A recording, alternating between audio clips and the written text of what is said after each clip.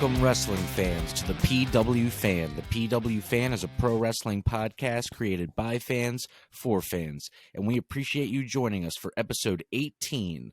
I am your host, representing the old school wrestling fan, and your favorite barber, Tim Gilbert. And I'm your host, the architect of pro wrestling podcast, Andy. I'm also your host and no selling wrestling indie fan, Jeremy. All right, guys, we got a great show planned for today. Today we're going to be covering NXT releases, Seth Rollins versus Roman Reigns, Danielson versus Hangman, and more. But actually, big news for the show starting off before we get going. This is our first full video episode, and we've been hoping to do this for a long time, and we're finally doing it. So if you want to watch us this week as well as listen along, head on over to our YouTube page and you can watch the full video there. And while you're there, please like and subscribe. And if you can, please leave a review on iTunes or rate us that high 5-star Dave Meltzer 5-star rating on Spotify.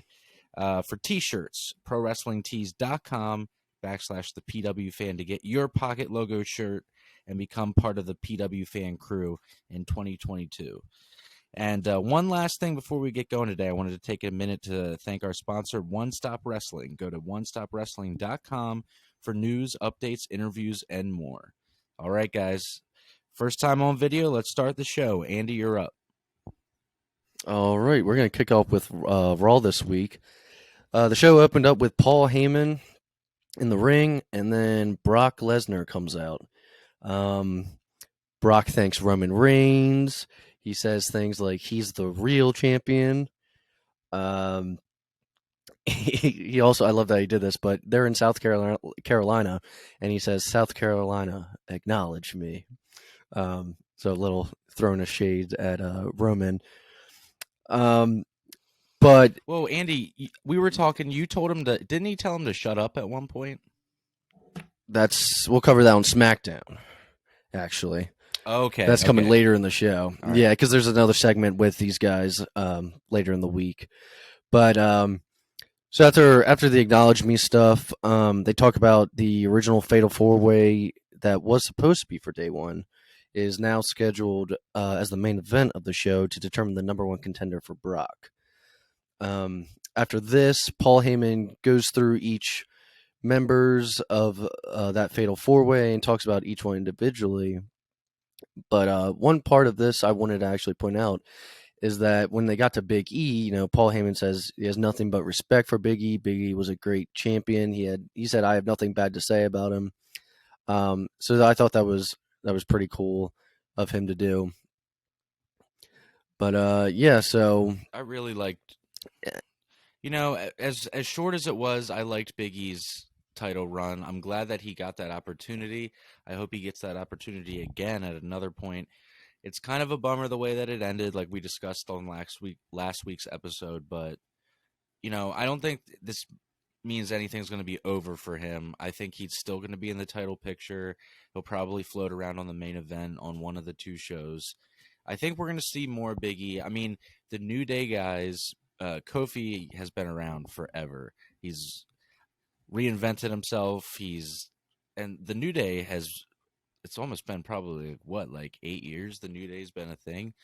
So they have continued to stay relevant. I think all three of these guys are just going to keep being a big part of the show. So I just wanted to say overall I enjoyed Big E's run. It's a shame how it ended, but I'm glad that he at least had the opportunity like the other two guys. Well, yeah. And we'll see what Xavier's on the rise right now. That's the next guy that they're, getting behind. Yep, I feel like every Kofi, guy in the New Day's got an opportunity. Yeah, I hope so. Xavier Woods is really good. I hope one day he gets something. Yeah, his matches are always fun to watch. It's around like hope. Oh yeah, always. So later on in the show, Edge and Beth challenged Miz and Maurice to intergender tag team match at the Rumble. And I think we all, kind of saw this coming after the day one pay-per-view and Beth coming out. I'm kind of happy they didn't save it for Mania because I'd like Edge to have like a singles match there or something rather than do this. But yeah, what do you guys think? Yeah, I think it was kind of cool seeing them come out together, Edge and Beth Phoenix. It was kind of funny that all the memes about them, because Beth, how they looked together with their kind of wild hair, and it was kind of like the crazy aunt and uncle coming out. But it was kind of cool. I guess it's good for Edge and Miz, but it's better than them one-on-one again. Yeah, I thought that, like I said on a few episodes back, I thought things were going to be different this time around for Edge's run. But, if this is the route they're going, Edge seems excited about it. He's working with his wife. And The Miz over the years has been very, to be fair, whether you like his character or not, he's always been reliable. He's always been there. You don't hear about like any actual drama with him. He's never really hurt anybody. He doesn't really get hurt. I've never really even heard of him being out long term for an injury. So, I can see a lot of reasons why Edge is looking forward to working with The Miz. And, both of these guys get to work with their wives too, so they probably enjoy that as well. Not everything has to be a barn burner Tokyo Dome match, so I I think it'll be fun overall. We'll see. I mean, Beth Phoenix is great. The Miz is good. Edge is great. I mean, Maurice was never like a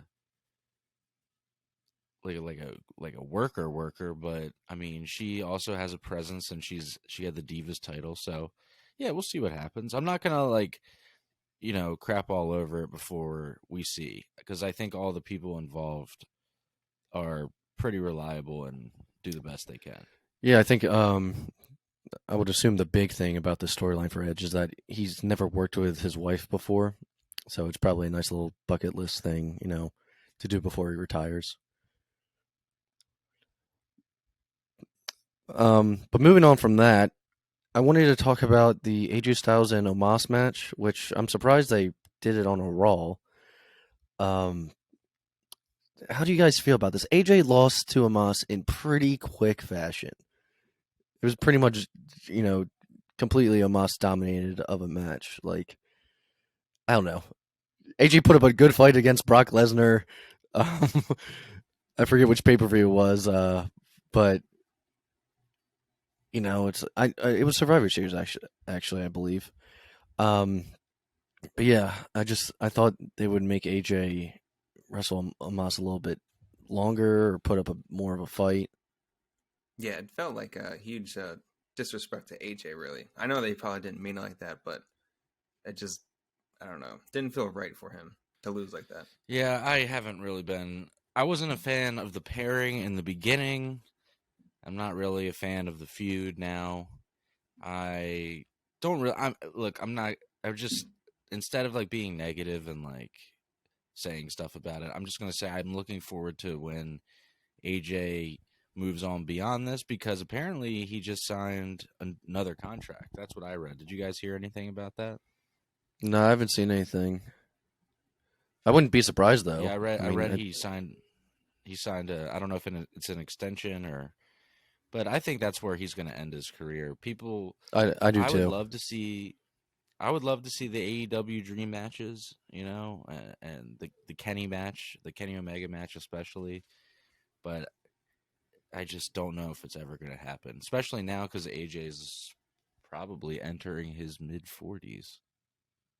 He is mid-40s now. Yeah, he's already mid-40s, I believe. Yeah. So, I don't know.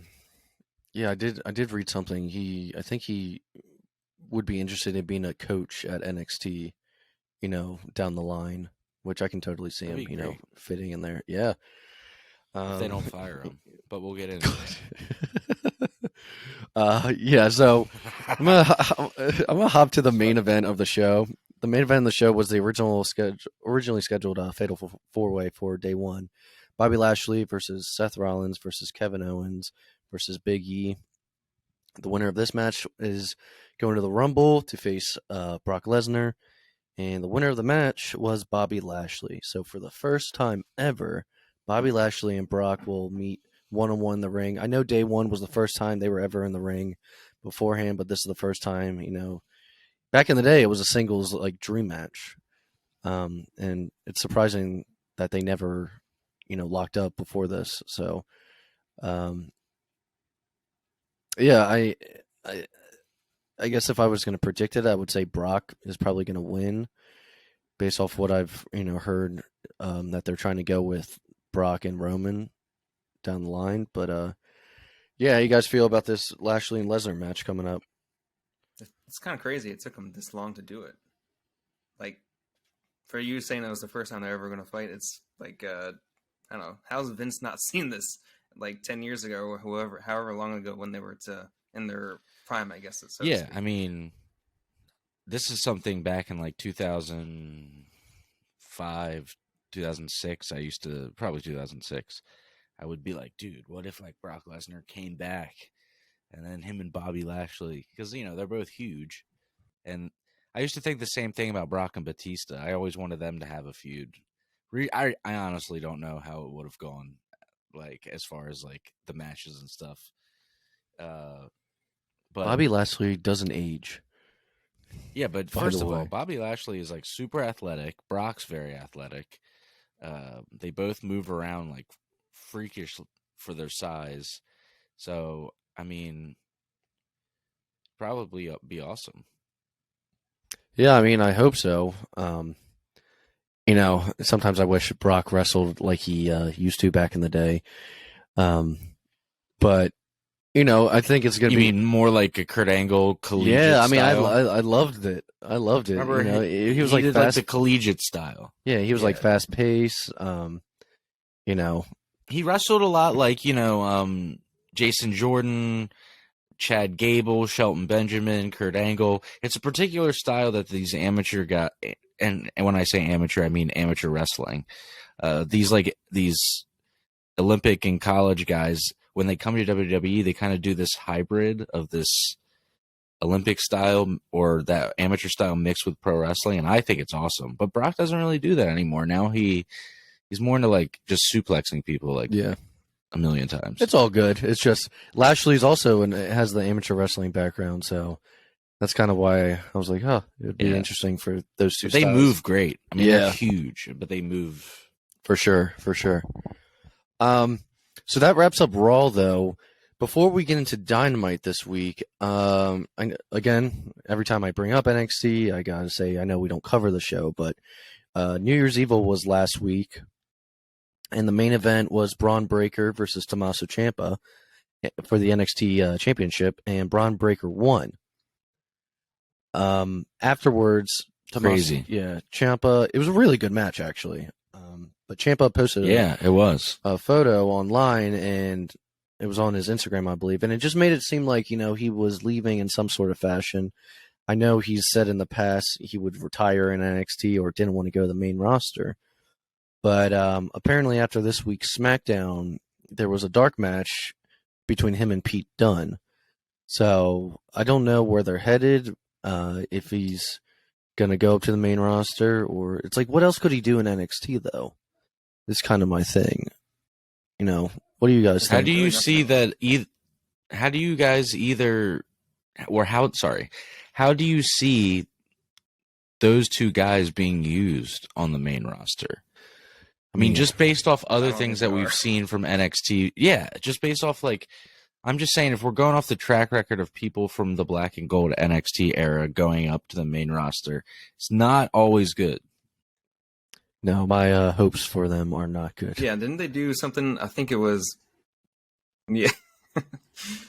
Wasn't not Keith Lee, but I think there's a few other ones who did a bunch of dark matches and then never debuted and just got released. Because I feel like they're just doing it with these two, and they're like, we don't know what to do with them. We're just going to keep doing this to keep them busy. Well, I know Walter for the past couple of months has been doing dark matches, and NXT UK just revealed that he's going to have his final match against Ben Carter, who I've talked to you about him, Tim. But Walter's too good for WWE. Well, unfortunately, he needs to go somewhere else. He never wanted to move to America, but him and his wife had separated, and I think I read he's more open to it now. But But yeah, NXT UK is having his Yeah. final match against Ben Carter, who I've talked to you about. Tim was trained at Seth Rollins' wrestling school. He's really good, so that should be a good match. Oh, okay, yeah. But yeah, I'm trying to think of who you were talking about, Jeremy, that they just never did anyway. Like, they would bring people to do dark matches, but then they would just go back to NXT. It was weird. Yeah. I feel like it was a bunch of people. Yeah. But I guess we'll just have to wait and see what they do with Tommaso. But speaking of NXT, still, there were a lot of releases this week, and they weren't really superstar releases. They were coaches, producers, referees, and they were all from the Triple H era of NXT.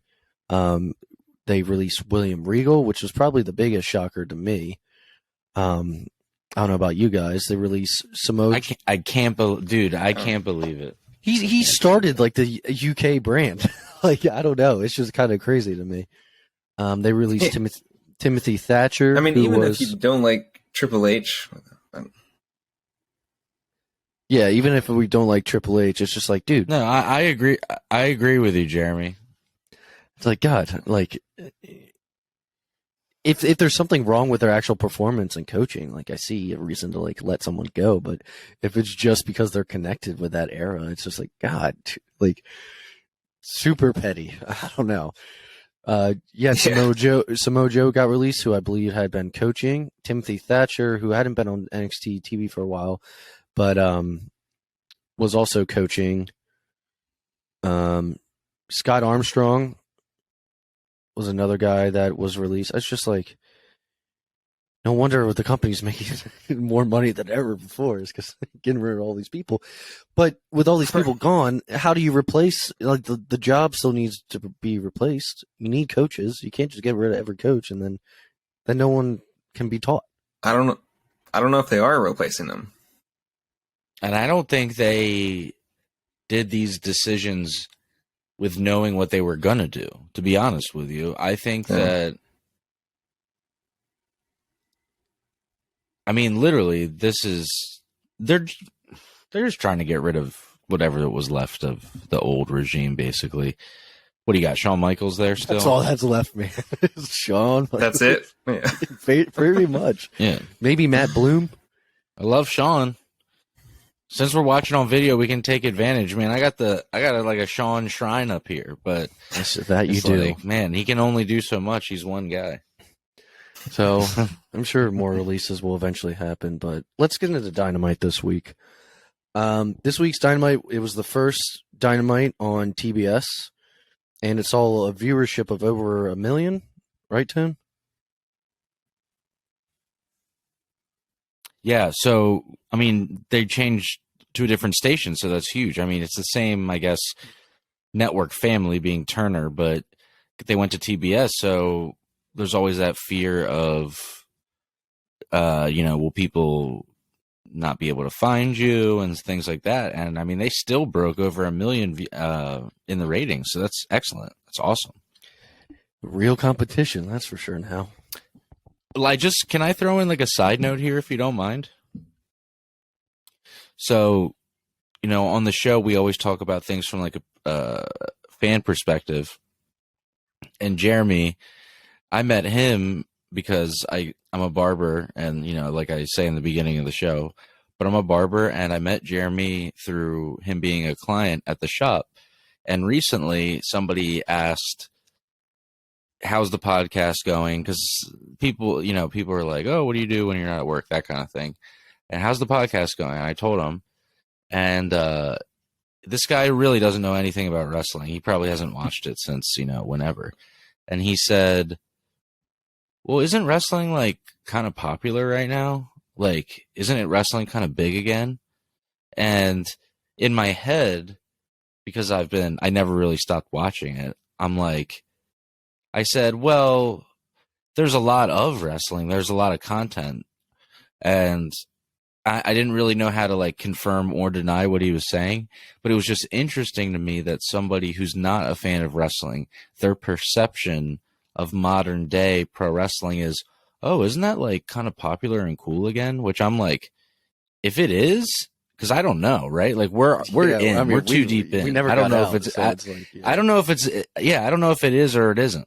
But if that is the perception that it is, quote unquote, like getting like big again with more general people, like I think that's great. Like the more people watching, the better. Which I just thought it was interesting, and I didn't mean to go on a tangent, but it's just a kind of a funny side note, you know? Yeah. Yeah, it's pretty cool. So this Dynamite, the show opened up with Bryan Danielson versus Hangman Adam Page. It's a rematch for the AEW Championship because their last match ended in a draw due to time limit. So this one was going to have no time limit, or at the end of the time limit, they had judges that were going to determine, you know, based on how the match went, who was winning it. Kind of like boxing or UFC. If it gets to, you know, all the rounds, it's who dominated the match the most. Awesome match. They got bloody in this one, but your winner in the end was Adam Page. I still think it's the right decision. I don't think you should take the belt off of him yet, but it was a really awesome match. I'm curious of where Danielson goes from here and who he wrestles against next. But yeah, what you guys think of the match? It was another long one. Yeah, it wasn't as long though. Yeah. Yeah, it was about half. So 35 minutes instead of the 60 minutes. But yeah, Danielson, that's his first like actual loss because he's had two draws, and the rest he's won. So that's his first loss in AEW. But yeah, I actually prefer this match more than the first one. So did I. Danielson really got bloody, and I was kind of concerned for a second because they did call the doctor over, but I mean I know it was fine, but it was like that dark blood when you see it. Yep. But how about you, Tim? It was a great match. I love the ending too. He looked like he cut the meat a little too deep. You know what I'm saying? on that blade job. But no, man, that match was awesome. Our group chat, my comment about the match when we were watching it live was, I think I said something like, "Damn, this match is crazy," or something like that. Yeah. Because it was in the middle. I mean, it was like close to the finish. I think he had just given him a dead eye on like the apron or something like that. It was great. I loved it. Danielson's a master at his craft, and Hangman was in there keeping up with him every step of the way. Awesome match. I like the blood, you know, that it adds the extra layer of violence. But it was, I don't want to say it was tasteful because there was a lot of it, but it added to the intensity of the match. So and like you guys were saying, I enjoyed it. Not that I didn't like the first one, because the first one is kind of a masterpiece in its own way, but this one was knockdown, drag out fight, very, you know, different level of violent, which I really liked. How many headbutts do you think they did? Okay, actually, can I throw that one thing out there? I know people, and especially on Twitter, are going to be like, "Oh, that was great." That was actually the only part of the match I didn't like. I was like, because it got to the point where it was like so many, where I was like, okay, guys, like it's literally like we're getting into like 40 now. You know what I mean? Yeah, they did like that yay boo segment with like headbutts instead, and I was like, oh my god. Yeah, no, the beginning was cool, and then when they would stop, and then he would like run to the other side, and then like headbutt him, I was like, all right, I'm not really feeling this part. But the match was nonetheless, all right, and I mean, I don't even mean to be like disrespectful, just for me, but it was a awesome match. Well, it'll be interesting to see what happens with both guys in their next, you know, feuds going forward.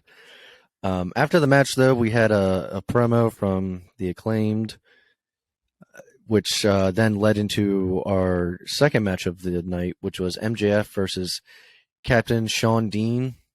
CM Punk runs out before the match even starts, and I believe he just does a GTS to Captain Shawn Dean, who is now the winner via DQ.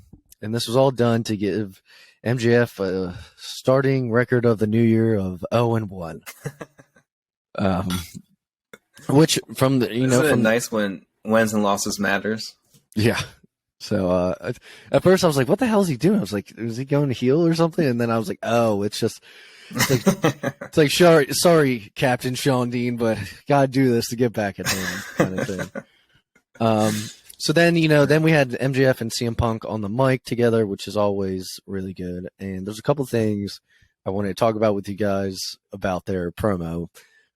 I'm trying to remember what the joke was exactly. Maybe you guys can help me out. But all I wrote down was they made a joke about Roddy Piper, and I don't remember exactly what was said. But I think it came from MJF talking about CM Punk. Yeah, dude. Do you want me to say it real quick? Yeah. If you remember, go for it. Yeah, well, he said, well, you like comparing yourself to Rodney Piper. He's like, well, unlike you, Rodney Piper's talented enough to main event a WrestleMania. That's right. And then that, then that led into Punk, talking about, you think the grass is greener on the other side. Right here. Yeah. He says, you think the grass is greener on the other side, go over there. What he said, main event a 4-night or half off, like 4-night pay-per-view buyout. Yeah. Something like that. He was roasting WWE and buy one, get one free. That's what it was, yeah. Yeah, he just said, He's main event night 4 on a buy one, get one extravaganza. There we go. The crowd was into it. I thought it was funny. But during that... And then after that, sorry, real quick, just after that line, he actually said, then they'll release you quicker than you last in the sack. And I was That's right. It's another thing. And then he released people that day. God. Yeah, that was the icing on the cake for that joke. But at the end of their whole segment, they scheduled Punk versus Wardlow for next week. So I believe that's going to be Dynamite this coming Wednesday. Punk versus Wardlow. It's going to be a good match. Yeah, hopefully, Wardlow doesn't squash him. I don't think they'll do that to Punk, but you never know. I mean, maybe this is the match where Wardlow finally is like, all right, Sean Spears, who sucks. And he's coming up. Don't worry. Tim. And then oh, it was awful. This week on Dynamite when he came out and did his, first of all, he shaved his face. So I was like, who is this guy? And then he came out and he started doing his, he has pleasure from, using the chair. You guys know what I'm saying. We'll get into it. Shiver thing. We'll get into it. But speaking of... his, eyes roll back. He's like, oh. Speaking of terrible, we have Jericho in the ring after this for the first time on TBS since 1999. And 2.0 comes out. Jericho is having the crowd chant Pinhead and Squarehead back and forth. Oh my God. He calls them Terrence and Phillip. Stop. From South Park. Please. And then Jericho gets attacked. And Santana Ortiz and Eddie Kingston come out to help. I don't know why they think this Squarehead stuff is funny. I don't get it. Jericho can do a lot better. That's why. It has to be him. It has to be. What was up with the dye? What was up with that dye job, though? Oh, I don't know. Again, you want to do another analysis, Tim? Yeah. So last week we were talking. So Tim was talking about CM Punk's hair, and now we'll get into Jericho's hair. Tim, the floor's all yours. This is going to become a weekly segment. It's going to become so. We're going to have a new collapsible segment, meaning that we're not going to do it all the time. It's going to be hair WTF hair of the week. So last week was CM Punk's half undercut, half bad skin fade, half blended skin fade. It looked better this week. And then this week is going to... No, it grew out. It grew out a little bit. I saw it was still disconnected on one side. He needs to get that fixed. But his hair grows fast. He's good. So God, this segment is ridiculous. All right, so Jericho's hair this week had some sort of he dyed it brown. He dyed it stain, and it stained his scalp. But he didn't rinse it very good. It stained his scalp, and it was showing through. All right, so listeners of the show, if you dye your hair, okay, one of the things that you can do if you don't have any color remover, which most normal people don't, it's very harsh on your skin. So if you have sensitive skin, do not do this. But if you have stains on your scalp, you wet a paper towel with Windex, kind of scrub that on there, it will get the color off. But only use that in desperate situations, like Chris Jericho having a gigantic brown stain on his forehead. On live TV. Unless you're going on national TV. Yeah. Yes. Then do that. Then scrub that off as good as possible. This has been the WTF hair segment of the week. All right, I'll put in some, a song for this. Yes.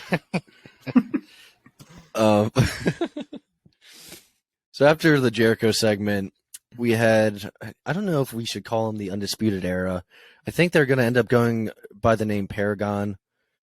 Not sure, but they're backstage. They're talking about Jake Atlas and Adam Cole's upcoming match with him on Rampage this week. And he makes a joke that he'll send him back to Florida or to Orlando. Because if you didn't know, Jake Atlas, who was making his television debut this week on Rampage against Adam Cole, used to also be on NXT's Black and Gold brand, not 2.0. But he was one of the releases over the many releases last year. But we'll get into him and Adam Cole later. After this backstage segment, we had Wardlow versus someone named Antonio Zambrano. Never heard of him. I feel bad for him. Sean Spears hurts Antonio before the match even starts. Winner's Wardlow in quick fashion. He was like shivering. He was grabbing the chair and shivering. He was like, oh. I'm the chairman. I'm the chairman. I love chairs. So Wardlow beat him in quick fashion, as he has been doing to some of these more jobber guys. But I don't know. He did 5 powerbombs this time. 5. I thought MJF didn't want him to do anymore. He didn't want him to, do all that kind of stuff. But yeah, finally though, he's going to be wrestling Punk, which isn't a jobber. So that'll be a nice change of pace. After that match, though, we had a match I think we were all looking forward to. It was Jade Cargill. Dude, bro, don't use the term jobber, bro. Okay, it's enhancement talent, right? And if you use the word jobber, which is an inside term, dude, you're freaking marked. Okay, like you're marked, dude. Because you've never spent 1 second inside the ring, This bro. is true. All right, you don't even know what you're talking about. I apologize. All right, keep going. So the next match I think we were all looking forward to. It was Jade Cargill versus Ruby Soho for the TBS Championship. Winner was going to become the first ever TBS champion. Before, or I think right when the match starts, it might have been before the bell even rang, Mercedes Martinez comes out, and then right after Thunder Rosa comes out to, I guess, kind of stop her from getting involved in the match. But I don't even know why it happened. They were in and out very quickly. I thought it was a good match. I'll say it again, guys. I called it coming down to these two, and I called that Jade Cargill would win the whole thing, and she did. She's still undefeated in singles competition. Did I not? I think everyone pretty much. I thought I definitely also. No, said Jeremy called Ruby. Yeah, come on. Tim, you just bandwagoned on. He's like, I knew all along. No, yeah, I got it wrong though. I'm wearing Ruby Zoho's shirt right now, anyway. So I picked her, but she lost. But I thought it was a good match. Jeremy, where did you get the Ruby shirt? On AEW's shop AEW. Which, when you type that in, actually, it'll take you to ProWrestlingTees.com. And if you want to, you can get one of these shirts right here. If you're watching us on YouTube, ProWrestlingTees.com/PW fan. Thank you. All right, continue. I thought it was. I was feeling doing that. Yeah, me too. I thought it was a good match. I thought, they went the right direction. I thought Jade should have won after all this time. Yeah, people give her crap for still being green compared to some of the other women's wrestlers, but I mean, she's got the look. She's got everything about her that she looks like a champion. She's just going to get better over time. And those are my 2 cents about that. How about you guys? And that finish too. That finish I thought was like it was kind of she was trying to do it from the top rope, the very top rope. Yeah. Because it was supposed to be from the very top rope, and I think she realized she couldn't do it from there, so then she went down to the second one, which is, I mean, that's an experienced wrestler does that, like just makes it easier on themselves and just gets to the finish. And it still looked good. It was kind of botched, but still good. It's just Ruby's legs weren't fully extended, so her knees kind of like hit the ground first rather than like coming down flat. But what do you guys think of the match? Think of the winner? Was it the right choice? Yeah, I thought it was the right choice. Jade also like just has her like a presence about her too. Just when she comes out, she's definitely a star. So I know she like you said, Andy, she's still green in the ring, but her overall like character is stands out way more than basically any other woman on the roster right now. She walks out like she owns the place. I mean, like her presence is just champion. She carries herself like she is a champion already. Right. Well, first of all, she's represented by the best lawyer in pro wrestling, Smart Mark Sterling, but who got ejected from ringside during the match. It was unfair, uncalled for. But no, Jade is great, and I've talked many times about how literally she has the aesthetic of, like, in your mind, if you close your eyes and you're like, okay, like professional wrestler who is like a strong female, like that's kind of like what I picture in my head, and she has a presence to her and she's awesome. So yeah, it was the right thing to do. Here's the thing. Ruby can lose and she has sympathy with the audience and she still has respect with the audience because they know her. They know her background. They know she came from NXT. So her losing, in my opinion, if I was, I'm going to ride a line here that I don't like to do as a fan, but if I was booking the show, in my head, Ruby can lose. It doesn't affect her as much as Jade having this huge build. She's been slowly building. And then she loses at the end. She can't lose. She has to win. Like, that's to cement her. Now she can lose. You know what I mean? Yeah. Because she has hit the mountaintop.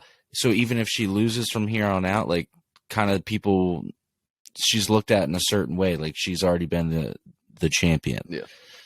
So I think now that she has reached the mountaintop, when she does lose, it's not going to affect kind of the buzz that she has. Where right now, if you build somebody over a year, even more at this point, and then they finally get to this match and then they're supposed to be this like monster character and then they lose, it's like, deflated. Yeah. It seems like it's cut off it's deflated. Yeah. It's cut off too early. It's not ready to reach the crescendo yet. Yeah. Yeah. I agree. Yeah, I mean, like you said, Ruby could lose and it wouldn't hurt her, but Jade losing, that definitely, the credibility is gone there. But now that she's champion and she's shown that she can be champion, she's already cemented that part of her career, and now she can lose. So, good decision on AEW. It's nice to see her daughter at ringside too. I think having the daughter at ringside, it's like, I know she's winning already. Right, yeah. With the daughter at ringside. But moving on, though, we had an interview with JR interviewing Serena Deeb. Still about Hikaru Shida. They're going to have a match this upcoming Dynamite. I think even JR was like, is this like your guys' like fourth or fifth match? Yeah, it's JR so JR's like so sassy, but like he keeps it. Sometimes he's like very out in the open with it, like especially on commentary. Dude, I just have to add this in. It was a tag match. I think it was the one where Rey Fenix got hurt. and he was like, hey, I think he said something on commentary like, I think the ref is being a little too lenient with. Yeah. Like, he was like, because they were in the ring for so long. It was like 20 seconds. He's like, he needs to get some of these people out of here. Yeah, and finally JR just couldn't take it anymore. He had to like say something about it. I just started. He puts these subtle, hilarious things, and like if you know enough about wrestling and you hear him say it, like, dude, it is some of the funniest stuff. He's just a straight shooter when it comes to it. He's like, look, I'm gonna tell you what I think, and if I don't like the match, I'm just gonna shut up on commentary. Well, if he doesn't like. Well, literally, if he doesn't like something, he'll just stop talking. You'll just hear him go completely quiet. He just doesn't talk at all. And then it's just Excalibur saying all the moves. And then Shivani. And you just JR won't say anything at all. He just sits there. So after that interview, we had a match. It was Malachi Black versus Brian Pillman Jr. Winner was Malachi Black. Could have seen that from a mile away. Match was whatever. It was nothing special. But at the end, I think Malachi goes to attack Pillman, and then the Lucha Brothers come out. So they're just gonna stay out there till their main event, pretty much. But yeah, but they come out. They come out, and then the lights go out when they're on the ramp, and Malachi's in the ring. And I'm like, okay, this is probably when like Brody King is debuting, and then they come back on and they switch positions. I'm like, okay, magic. Yeah, Malachi's at the top of the ramp, and they're in the ring. They're like, what happened? Mystical. Yeah, I don't do a lot of has turning this thing the lights with on lights. and off. Yeah. Oh, there you go, ditto, man. We just said it at the same time. I said they got a weird thing with turning the lights on and off. Well, we'll get into lights I know going they out. do it, so it's like we'll get into lights going out during like, this main event. But, if you guys remember what happened. So after that, we have Ruby backstage. Britt Baker and Jamie Hayter and Rebel interrupt and attack her. Rijo comes up and helps her out because in a few days, Rijo is going to go up against Britt Baker at Battle of the Belts. After that, though, we have QT Marshall. Or is it Marshall? I don't know. I always say it differently on TV, I feel like. It doesn't matter. QT Marshall is backstage talking about Hook, because Hook's having a match with Aaron Solo, who I believe was also backstage with QT Marshall. And their match will take place on Rampage as well. But the main event of the show was Lucha Brothers versus Jurassic Express for the tag team championships. During the match, I wanted to point out the lights go out and they just come back on, and there's really no reason for it. That was during Lucha Bros' finisher, I think, right? Because they had Jungle Boy up. I don't even remember. All I remember, I wrote this down. I was like, momentum lost, but it came back. But it was just like, everyone's into the match, and then this thing happens, and there's no explanation for it. It's like, what? What was the point of it? I don't know. It was just it just made everyone like confused, I feel like. Ray Phoenix gets chokeslammed through a table, and it looks like he breaks his arm, but he didn't. But it turned out he did get injured in some way, but no broken bones. So he's going to be out for a little bit. But Jungle Boy rolls up. I forget what kind of roll-up it is. I forget what kind of roll-up it is, but Jungle Boy does it all the time where he pops up high and then comes back down. And for the Star Wars fans in here. And he rolls up Penta for the win. And your new champions for the first time ever are Jurassic Express. Afterwards, though... And Jungle Boy had wet hair. Yes, Tim. Jungle Boy had wet hair. That's why he won. That's what I'm talking about. That's why he won. Winners looking have tough. Wet hair. But after winners have wet hair. After the match, soon T-shirts soon on ProWrestlingTees.com. Want to be a winner? Wet your hair. After the match, though, a lot but not all of the tag teams in the men's division come out and stand at the top of the ramp. Eyeing down Jurassic Express, basically like they all want a piece of them. There's no Young Bucks, who I think were out that week. I think one of them's sick. There was no Proud and Powerful. There's a couple teams missing. They showed Jericho in the stands, which was super random. Like they're showing all these tag It was teams, and awkward too. they're showing, and Jericho just looks up, and is like, "What's up?" Like, and then they show Malachi Black in the stands. Like that was confusing too. Maybe he popped up there secretly or something. And then they also show Santana in the stands by himself. I don't know. And that's how the show went off. I don't want to picture Malachi Black. I don't want to see Malachi Black sitting in the stands like watching wrestling. That's again like when we talked about when he was wearing the Dick's Sporting Goods shorts. It's like, dude, you're supposed to be like supernatural and spooky. Like if you're just chilling in the audience watching wrestling, I'm like, like, okay, let me ask you this. Would Undertaker, not American Badass Undertaker, would they ever do like him like sitting in the bleachers like watching just out of character, just like observant in this match? That would never happen. Yeah. It's a good point. Well, that wrapped up Dynamite. There's a mystique. Yes. Keep the mystique. Especially with a guy like Malachi. I mean, Jericho's one thing, but like like when he became Andrade's tag team partner for like a couple weeks, I was like, this sucks. I don't like this.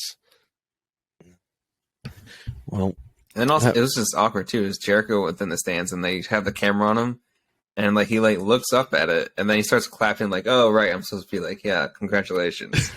He was like daydreaming. He's like, well, that wraps up Dynamite. Let's get into SmackDown from this week. There's a couple of things that went down. One I know you guys aren't gonna like, but show opened up with Roman in the ring. Talking about how he missed day one, and I believe he talks about how Brock won, but he also says, if he never had to see Brock or Paul again in his life, ever again, he didn't want to ever see him. And then as he's saying that, Lesnar's music hits. Both men, Paul and Brock, that is, come down. They have a little back and forth. In the beginning of it, Paul Heyman's about to do his, typical shtick. And he's like, "Ladies and gentlemen, blah, blah, blah." But instead, Brock grabs the mic and impersonates Paul Heyman. He goes, "Ladies and gentlemen." I thought it was very out of character. I thought it was really funny, though, of Brock to do that. But he does the whole reigning, defending kind of thing. He says that speech. And then he also, in a way challenges Roman. He says champion versus champion. He's like, everyone wants it, kind of thing. And then Paul Heyman randomly gets in like a back and forth with Roman. I think Roman says something negative towards Paul, and Paul's like, "How can you say that after everything I did for you? I got you into that match that got you the championship." Brock tells him to like shut up, and then something similar to that happens again. Brock tells him to shut up, and this time, while Brock's distracted, Roman Superman punches Brock and then gets out the ring. I still think that the saga of Brock and Roman isn't over, or not Brock and Roman, Paul and Roman, the wise man and the high chief. You think he's still working for Roman? I still think there's something there. I think it could all be a ploy. Well, we shall see. A little bit after this, though, Adam Pearce is backstage and is talking to Sonya Deville and says, Brock has an opponent for the Rumble. It's Lashley. We need to find someone by the end of the night for Roman. And so he's like, "I got a couple ideas I want to bounce off of you." So we'll find out at the end of the night who his opponent is. But before then, Johnny Knoxville is at SmackDown and says he wants to get into the Rumble. And after Sami's match, Sami Zayn, that is, Knoxville comes out and tips Sami Zayn over the ropes. And then all of a sudden the announcer goes, "Johnny Knoxville has officially been entered into the Royal Rumble." So thanks for taking up a spot, Johnny, for a wrestler. I'm sure you're going to do great. Yeah. Dude, why not have the Kool-Aid Man enter the Royal Rumble, or Ronald McDonald? Yeah, this is all.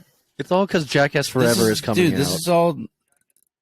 No, he just will take. Look, WWE, dude, is just like a giant commercial. They'll just take whatever money, like, you know, why? How come Tom Holland doesn't run in the Royal Rumble with the Spider-Man costume on? You know, I'd rather have him. I would rather have just, that. That's what I'm saying, though. It's like, God, oh, we don't talk about this. I forgot. I try to block that out of my mind. But I'm just saying, like, I'm like, dude, like, this is so dumb. It's anything for promotion.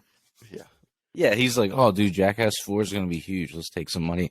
Which, look, I get. It's just like, do you have no integrity? And guess what? The answer is no. Dude, No, they don't. Don't forget the egg, all right? Yeah. Oh, my egg. Vince could sell the egg and then not have to do this. Oh, my egg. Well, hey, during the I'm PG making era, scrambled eggs. didn't they have celebrities like every week? Like just come in? That was Yeah. awful. Yeah. They had that guest, was it GM or whatever it was? Yeah, freaking Wolverine horrible. and Or something like that. Yeah. Honestly, Hugh Jackman was like one of the better ones, and that's the scary. Like, I think he hit that someone in the segment was face. I not think he good, punched but, someone in like, the face. It was better. Yeah. He threw a pretty good punch. Yeah, if I remember correctly. I think he. I think it was he Jericho. tagged he tagged with Ryder. Oh, Yeah. He actually did something. Yeah. Dude, it was horrible. Well, speaking of Royal Rumble, That was a bad era. we don't have to talk about it anymore. Speaking of the Royal Rumble, You're like moving on. Yep. Speaking of the Royal Rumble, though, they announced 19 women so far for the Women's Royal Rumble. Some of them kind of surprised me. We have Summer Rae coming back after all this time. Both of the Bella twins are going to be in it. Lita's going to be in it. But one in particular that's going Mae Young. to be in it, that's super weird that they're doing it, and Jeremy, you texted about this, is Mickie James, who's the Impact champion right now. What? Like, I only feel like they're doing it because she's like a WWE wrestler. Like that's where she's from. Like if it was any other Impact champion right now, I don't think they would have let them in. just... Or Or they're trying to make Is Impact this be a way- they're trying to make Impact be the big company and not AEW. Inject it with his own lethal dose of poison. dose of bad writing. So what were you gonna say, Tim? What's the reason? No, like the same thing. Basically, the same thing. Like, is this like a way to like kind of like if I'm just keeping it real? Is this like a way to like fuck with AEW a little bit? You know what I mean? Like, It's just weird. Well, I it don't could know. be. I if swear, they're like losing. they act like AEW is no big deal, but they do shady things to like Yeah. to mess with them. I Yeah. swear, like they do. Like just as a fan, like when I'm watching on both sides on social media and like decision making, especially what was it like 3-4 months ago? They decided to extend the show a half hour just to Yeah. like mess with. And look, I know Tony got sassy back on Twitter, and like he has his own issues with Twitter. He needs to stop doing But, people's lines before he goes on Twitter. Okay, you find at least you said it. I'm always the bad guy and like have the harsh perspective, but at least you said it, and I didn't have to.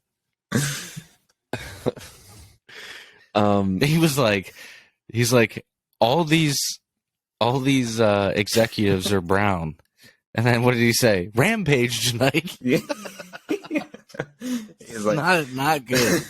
he's like, Not good. no holds bar match, Rampage, and I'm like, okay. It's like, okay, dude. All right. All of a sudden, it kicked in. Apparently, All right, guys.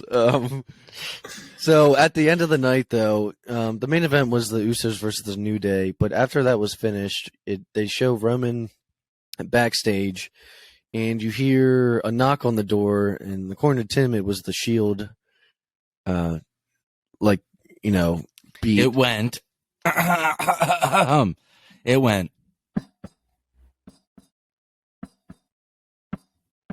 And then Roman was like, come in. Come in. And camera pans back, and it's Seth Rollins laughing. So it looks like Rollins versus Roman is going to happen at the Rumble. Which, look, I love, but to me, all this shows is that they couldn't find anyone that is believable to go up against Roman on SmackDown because SmackDown has no real stars. All the star power's on Raw, and you're firing everyone. You had to grab someone from Raw because you didn't build anyone up. And I love this match. But, I don't know, like 40 people. Now, this brings me to something I'd read today. I know the original rumor was that Big E was supposed to win the original Day 1 match, but no, the original winner was supposed to be Seth Rollins. And Rollins was supposed to wrestle someone at Mania, and Roman and Brock were supposed to wrestle each other at Mania. So, if something happens and Seth does win the title, maybe a Paul Heyman screw job, something, then you could get it back on track to where it's Roman and Brock at Mania for a championship. And then Rollins is back to have his own match. I kind of hope it goes that way. But what do you guys think? If they wanted to get they do.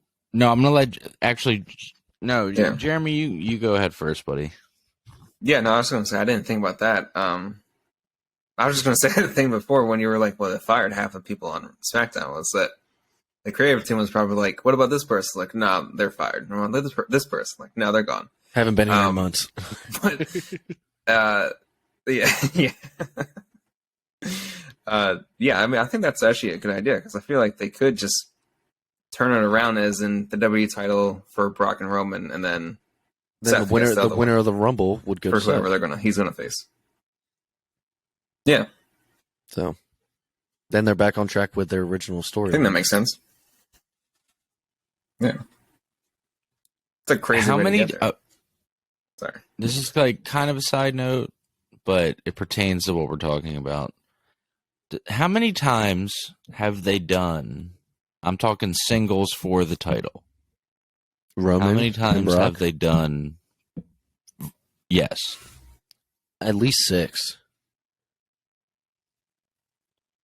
At least 10. Right? Probably, honestly. Is 10 an exaggeration? Dude, it's probably not far okay, off. I mean, look, it still garners this is a different interest. Roman. I like this Roman a lot better. Interested.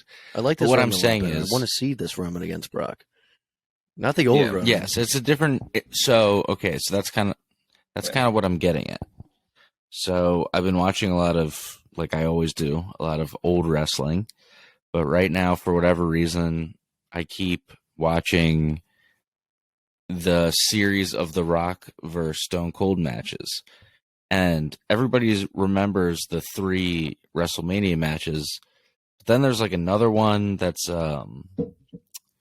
gosh, I can't remember if it's old. It's for they have a match for the Intercontinental Championship, but it's not a WrestleMania. So that's 4 right there. So to me, this is almost like the modern day Rock and Austin, because it's the 2 biggest guys. It's Brock and Roman, and there's different incarnations of The Rock over the years. So like The Rock, his first couple matches against Stone Cold, he's more one way, and then he becomes a bigger and bigger star. And that's kind of where I see Roman right now, where he's in his best incarnation of himself. I agree. So although we've seen this match, even though we've seen this match a few times, it's almost like it's a different match because Roman's a completely different character than he was before. So it somehow still feels new.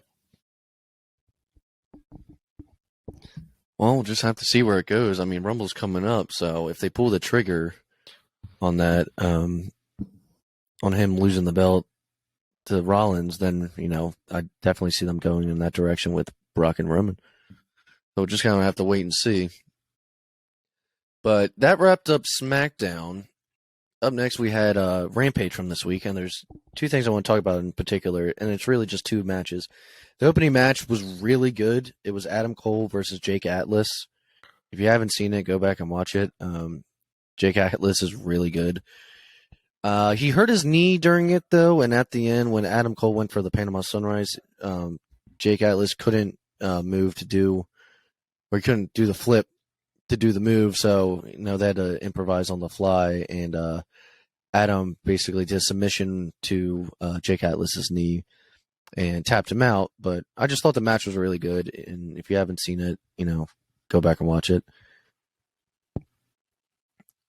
Both guys were from NXT before, and I think they wrestled before then, but I don't remember Jake Atlas wrestling like this or being this, this good and smooth in NXT. Maybe they tamed him down a little bit or something, but he was really good. And I'm sorry, I don't want to be an AEW mark, and I try to keep it fair on the show, but if you were a black and gold NXT fan and you don't want to watch AEW because you're so loyal to the WWE product, guess what, dude? You're missing all the best NXT stars. You want to watch your guys? Turn on the other show. It's crazy how many people are loyalists and they will only watch one wrestling product. It's like you're not even a pro wrestling fan. You're a WWE fan. Exactly. If you won't actually watch another show, because it's crazy to me. Hey, WWE's the one that released these guys, or half of them at least. So it's like they fired them. They're like, oh, I can't support them. And it's like, what? What are you talking about? Jeremy, you see this match? Did you like it? Yeah, this was awesome. I didn't expect it from. I mean, I guess I didn't really see Jake Atlas that much in NXT. He wasn't from when I watched it too much, or I just couldn't remember how good he was.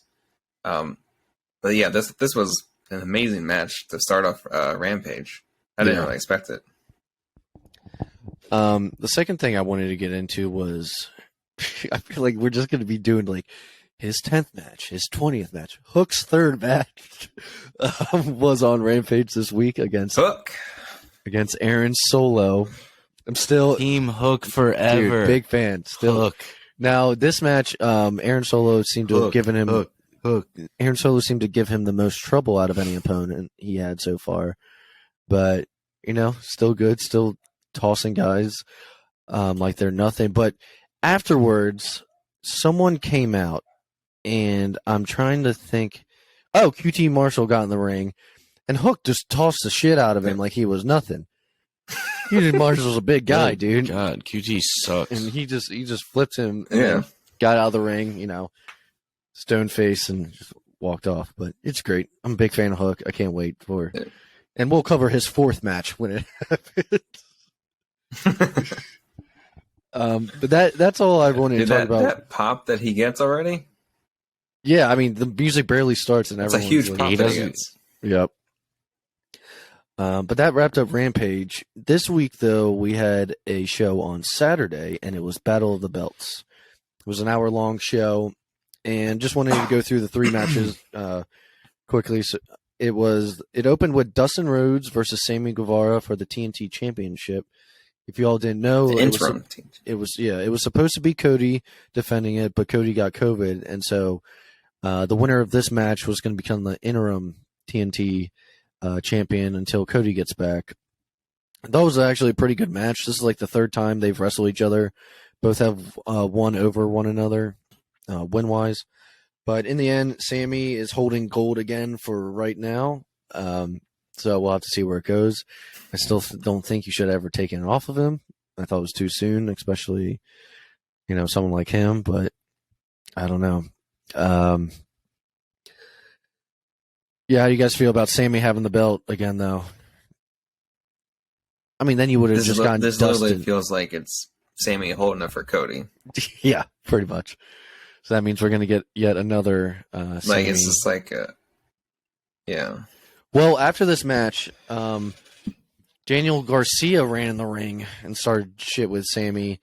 And so now they're going to have a match next week for the title. So I don't know when Cody's coming back, but until then, he's going to be having a TNT Championship match with Cody. After this match, we had second match of the night. There was only 3 on the show. It was Ricky Starks versus Matt Seidel for the FTW title. I believe this is the first time Ricky Starks has wrestled in a long time. I don't know if he's not injured anymore, but they've been keeping him on the show through like commentary and stuff. But yeah, it was good to see him back in the ring. I thought the match was all right, but he won in the end and retained his FTW title. And then Dante Martin ran out and kind of fought off Hobbs and him because Ricky went to attack Matt Seidel.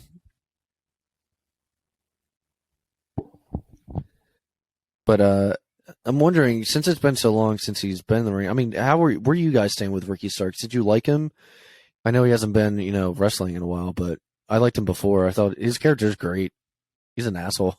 So, yeah, I really like him. Yeah, he's great.